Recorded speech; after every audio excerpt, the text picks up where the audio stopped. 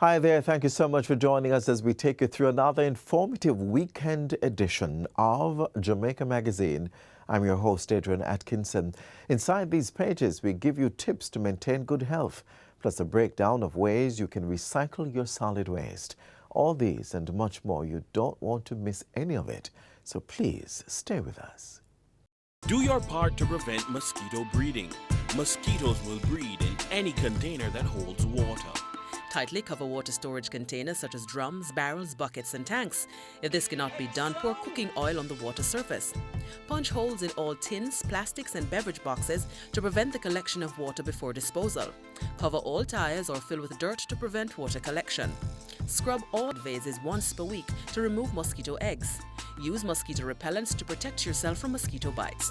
Dispose of garbage properly by placing in plastic bags and securing properly to prevent water collection.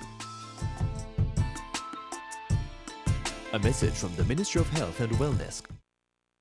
Thanks again for being here. October is designated Oral Health Month, and today we are beginning our feature segment by highlighting the importance of oral health and highlighting the practices that should be avoided.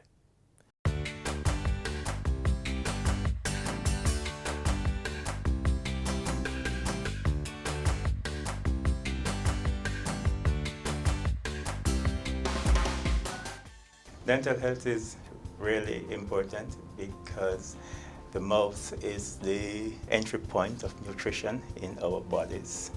And if it is not functioning properly, then we run the risk of not getting the correct nutrition. Actually, we refer more so to oral health these days than dental health. If we have bad teeth that impair our ability to chew properly, then we will tend to keep away from certain food groups that could be challenging to chew.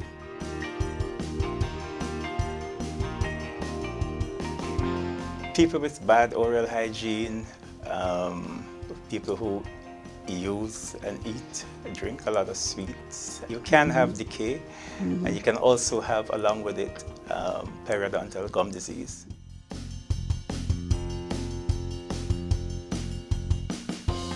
You know, the big one that jump out at me is periodontal disease, gum disease. That is when the gum begin to be bleedy, sore, puffy, and just generally uncomfortable. It carries some social consequences, bad breath, and you tend to lose self-confidence. It's so important to have a consultation with your dental personnel, whether the dental surgeon or the hygienist, who will be able to diagnose the needed treatment for such a condition.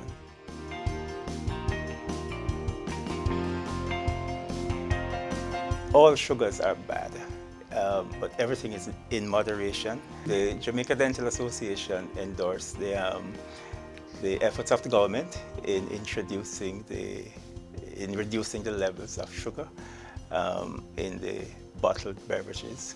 The aim is to get it to 2.5 milligrams in 100 mils by the year 2023. It would be roughly 2.5 teaspoonful.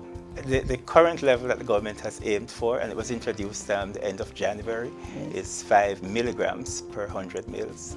So that is coming from 6.5, so it's a gradual reduction.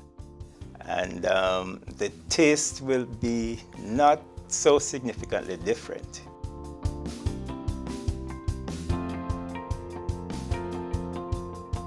As a dentist, I recommend the soft, but I'm aware that a lot of patients tend towards the harder ones. It does some damage by cutting a little line at the neck of the teeth, just where the teeth meet the gum line.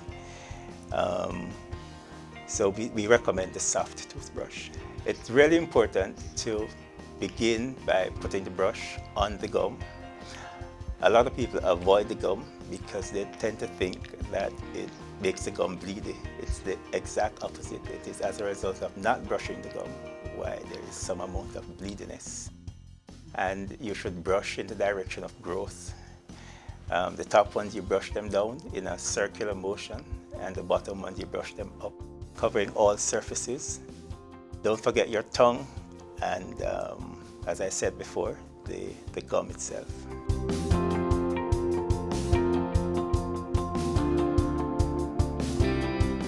Flossing is very, very important.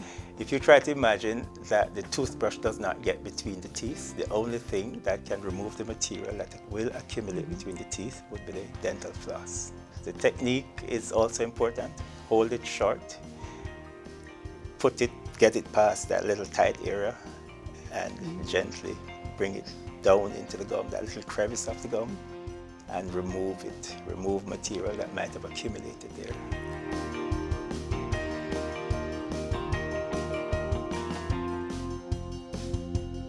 And we recommend 6 monthly checkup. If you tend to be prone to decays, we would really like to see you every 6 months.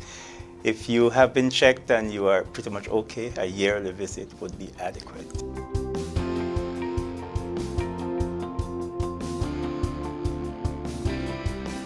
Extraction really is the last resort. With regular examination, we can pick up using x-rays and visual examination early decays, and these can be effectively dealt with by regular fillings.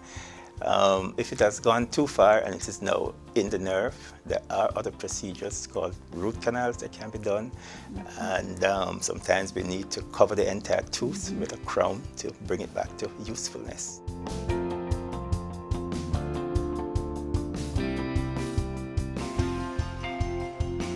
If your teeth are malaligned, just not aesthetically pleasing, or are causing some kind of effect on your body, then they should be straightened. Orthodontic treatment or braces simply mean moving the teeth through bone to put them in a more harmoniously pleasing position.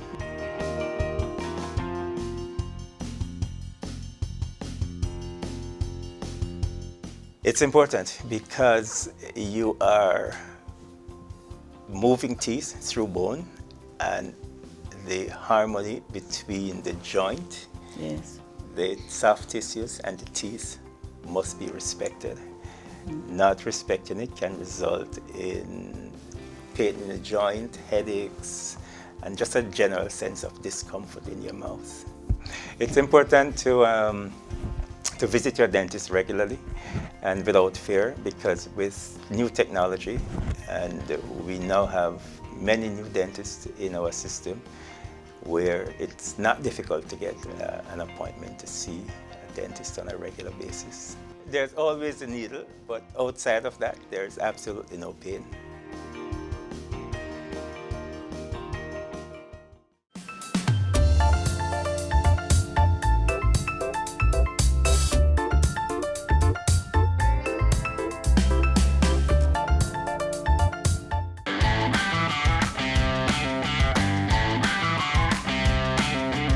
It's time again for the JIS Heritage Photo Competition. Are you a tertiary level student? Compose a photo on the theme Echoes of Freedom, tracing Jamaica's path from colonialism to republic, and make your best submission. Lots of prizes to be won. Visit jis.gov.jm for competition guidelines. Registration is now open and closes October 31. The JIS Heritage Photo Competition 2023. Enter today.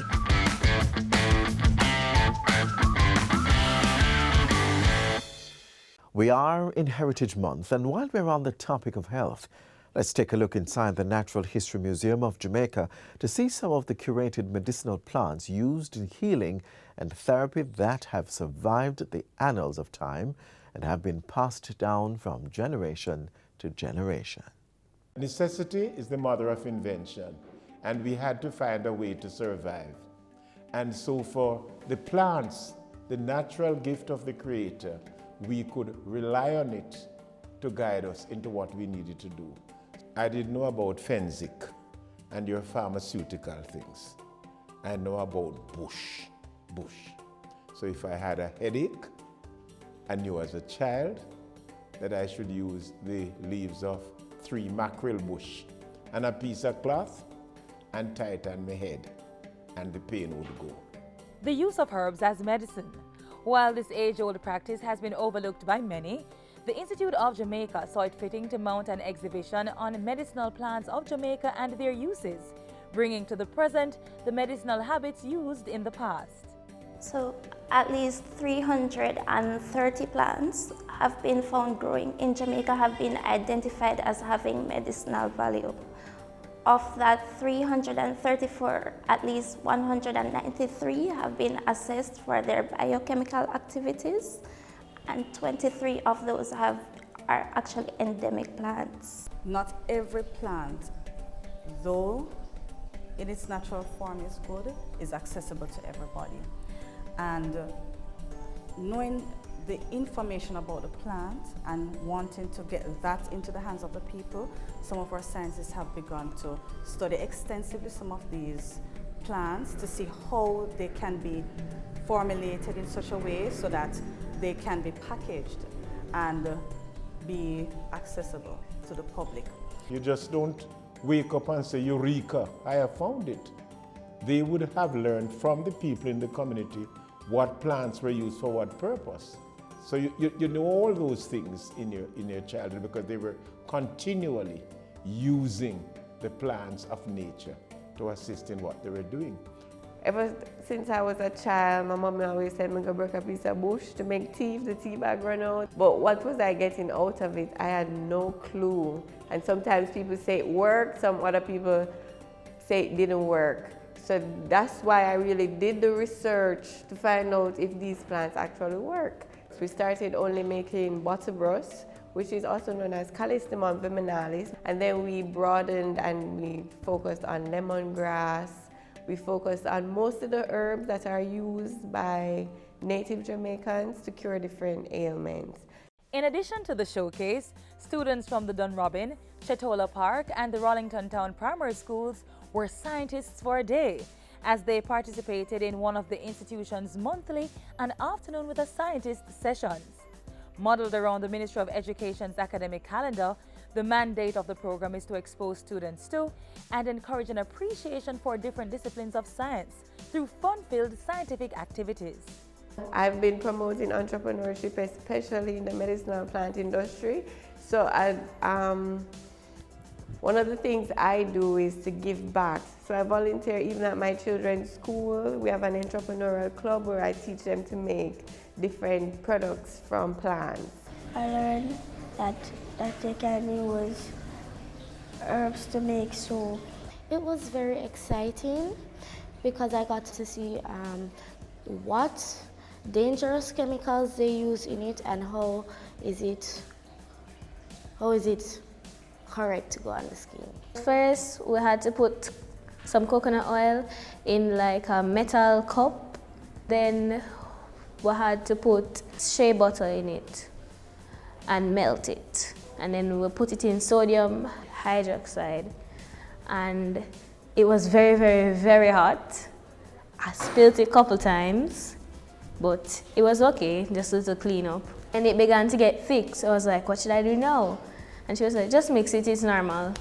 And then we got to put what we want in there. I put charcoal in there, and then I made a swirl in the mold. It was a very good experience. I'm so happy our students were able to participate in the activity held here at the Institute, where they learn more about medicinal plants.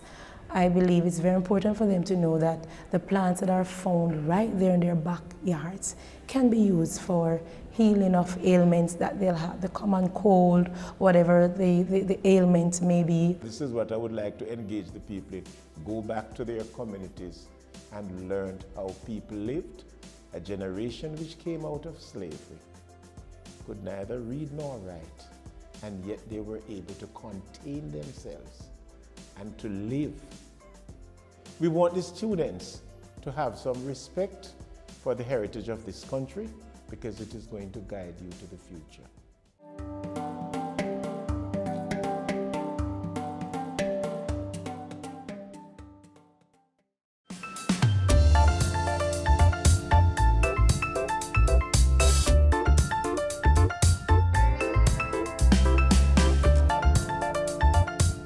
The world can be a better place if we all show love and care for all people without prejudice. In this next feature, we'll examine the plight of persons living with HIV in the face of stigma and discrimination. We'll also consider ways we can champion change.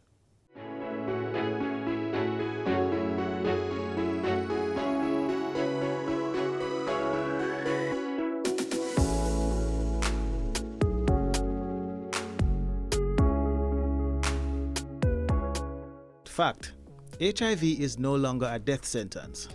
With a treatment regime inclusive of antiretroviral drugs, an HIV-infected person can live a long, healthy, productive life. With proper medical care, HIV viral loads can become undetectable and therefore untransmissible. Fact: controlled HIV cannot be passed on from one person to the next. Despite this information, fears about contracting HIV from social contact remain. And HIV-positive persons continue to face stigma and discrimination. What we have found is that while we have treatment that is free, while we have health facilities across the country that allows services to be available and accessible, we also have our own NGO, the Jamaica AIDS Support for Life, that also provides services for people living with HIV. We still find that persons are still afraid to access the services. And this issue is related to what they think or what they perceive or what they think is real when it comes to being discriminated against.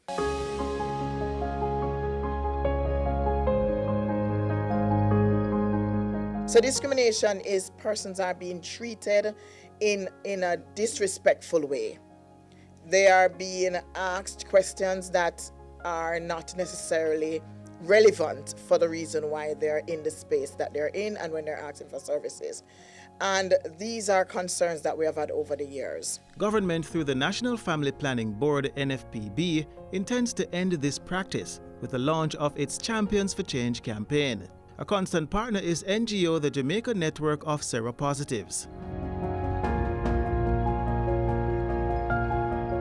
Now, as a person living with HIV for over 23 years, it wasn't easy, it's a bit challenging, but I first learned to think about me. What other persons think or perceive me to be, it really doesn't matter. Because in life, you still have challenge. You will always have challenges. You will always have persons liking you or not liking you. But at the end of the day, you still have to live. You still have to go on with life. And I try to tell persons, do not let HIV stop you from living. It's about looking at yourself and said, okay, yes, I've contracted the virus, but guess what? I am going to live no matter what. You know, do not let HIV stop you from doing nothing. You want to be a hairdresser, a teacher, a doctor, you can still be what you want to be in life. It doesn't stop you from accomplishing anything you want to accomplish. But what stops you is the fear of what others think. What I want people to understand is that persons living with HIV, it's your brother, your sister, your neighbor, your friends.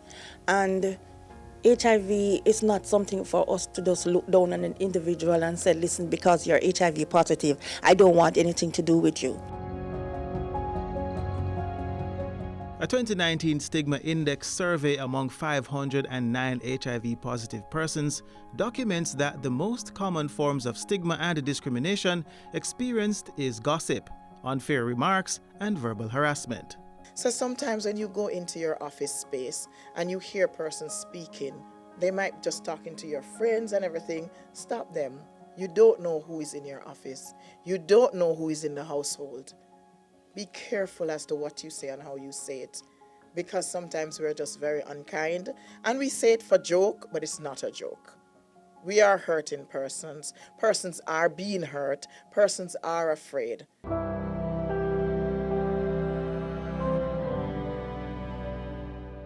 The sad part about it is that when it really gets to you, it becomes self-stigmatizing. And when you have someone getting up every morning and when they look in the mirror, they're not happy with who they see, that's a lot of self-stigma happening, and they are unable to function effectively. And a lot of persons who are positive figure more or less that they can have kids, but they can still have a family. They can get married, they can have children. HIV status is not a big deal. Persons can manage it. When we came up with Champions for Change, we believe that truly it's time that we have full support. And what better way to get full support than to have persons championing the cause of other persons? It's your brother keeper concept. It's where you can stand up and say, listen, enough is enough. I see you bullying someone. No, stop. Stop bullying this person. It's not fair. It's unreasonable. They have not done anything wrong. Especially when it comes to your HIV status, especially when it comes to your health status. So when a person come in, you embrace them, you show them that regardless of the fact that they may be sick, you still love them. And that is the key medicine, you know, that you don't laugh at me and behind my back you talk me. That's not love. It's important that I am a voice of compassion, I'm a voice of love as a medical doctor and just as a human, so that I can really speak on their behalf and kind of encourage people to show love. Very important for me is the promotion of education. I find that as much as I think people know about HIV over all these years, some people still don't remember that you cannot get it from touch, you cannot get it from hugging someone. And they only think it's from sexual intercourse. They don't remember that you can get it from a blood transfusion, or possibly you could be born to an HIV positive mother. So in educating the populace and in educating the people, they will remember to show love. Myself and other champions have been speaking to a lot of important groups that have large reach, the Scouts, the JPs, and also using our social media platforms as a method to reach out to larger audiences. Each and every one of you out there is a champion, and you should actually be that voice. You should actually stop people from troubling people, teasing people, bullying people, discriminating, and encourage love, compassion, and just again, be a brother, be a sister, be someone who truly cares for others, as HIV is not going to be transmitted to you from a hug or from a touch or from sitting beside a coworker. So let's all be that champion for change, and let's all just show love and empathy in all that we do. Do your part. Show love, show support, don't discriminate.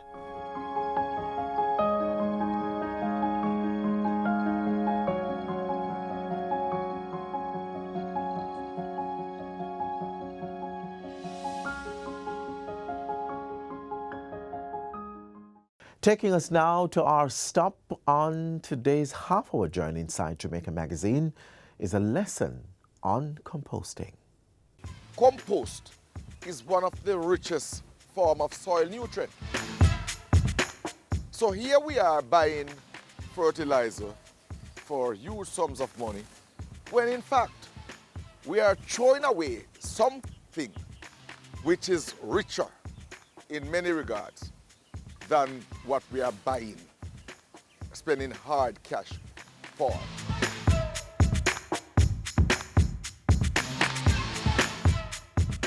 We, from time to time, do what we call garbage characterization survey. This is where we actually go island-wide and take samples of the garbage and look at what make up the garbage. All the surveys that are done in recent past points to one particular set of dynamic. The compostables are always the highest. 67% in some survey, 65% in some. We eat vegetables. We do ground provisions, the peelings from those. We use cardboards, newspapers, lots of stuff that can be broken down and can be put to good use. With such a high percentage of the solid waste being compostable, we are therefore forced to look at how we're going to manage in the best way possible, in the most efficient way possible, that high percentage of the garbage. Composting is a rich form of soil that is broken down by microorganisms to become either fertilizer or soil. Now we're going to do a demonstration to show you how we can do it. First, if we're starting, this is our kitchen waste. So if you're starting a compost bin at home, you need to get your kitchen peel, your banana, your lettuce, your cabbage, your tomatoes, and you cut them in finer particles. It will make it break down much faster.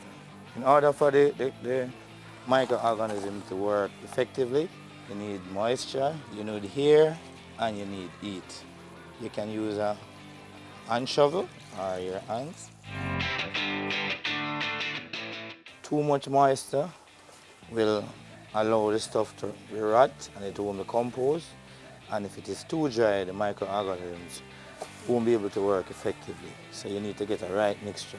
If you squeeze it with a fist, you shouldn't have any water running out of it. If it's dripping, it is okay. If it is running out of it, that means you have too much water.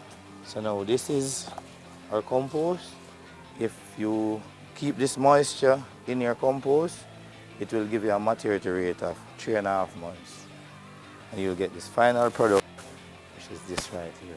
Compost, what it does, the longer it stays into the ground, is the richer it becomes.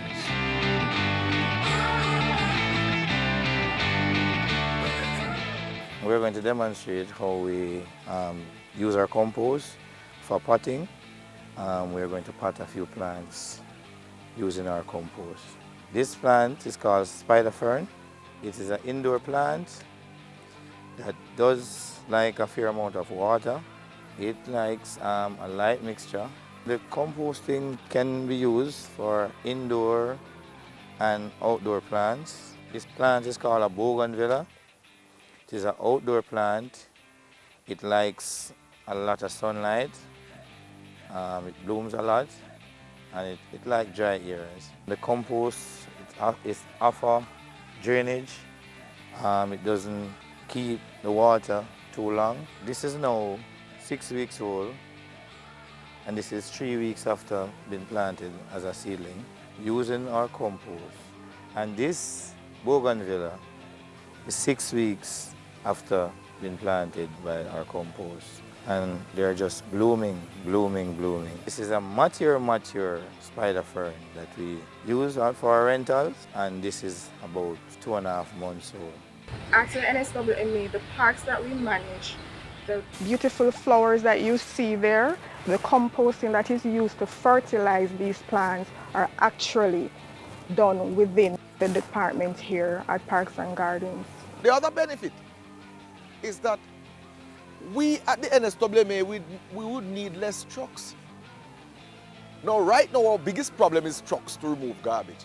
Can you imagine if we could take out the 67%, which we could convert at source? What that would do to our national budget? Gas oil, repairs of trucks, labor to work on the trucks. Just look at it. It is huge savings that could come. Exponential is about getting a behavioral change at source that will see significant reduction in solid waste. We want to see this reduction and to see it in a very tangible way. And we believe that composting provides that excellent opportunity.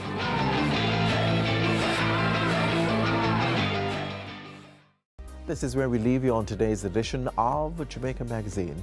Be here on the station tomorrow for more information you can use to transform your life. Until then, visit our website, jis.gov.jm, for this and other offerings. On behalf of the entire production team, I'm Adrian Atkinson. Walk good.